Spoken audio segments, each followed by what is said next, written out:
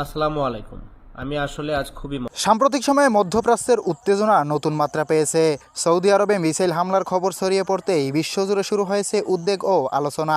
এই ঘটনাকে ঘিরে সামাজিক যোগাযোগ মাধ্যমে লাইভে এসে প্রতিক্রিয়া জানিয়েছেন সাকিব আল হাসান।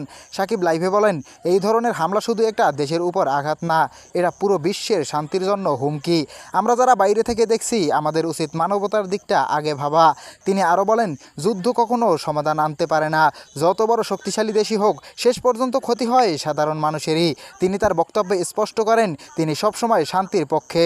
সাকিব বলেন, আমরা খেলোয়াড়রা সবসময় মানুষকে এক করতে চাই।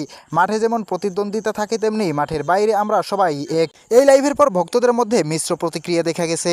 কেউ তার সাহসী বক্তব্যের প্রশংসা করছেন, আবার কেউ মনে করছেন এ ধরনের আন্তর্জাতিক ইস্যুতে মন্তব্য করা ঝুঁকিপূর্ণ। সবশেষে সাকিব বলেন, আমরা সবাই চাই পৃথিবীটা একটু শান্তি হোক, নিরাপদ হোক।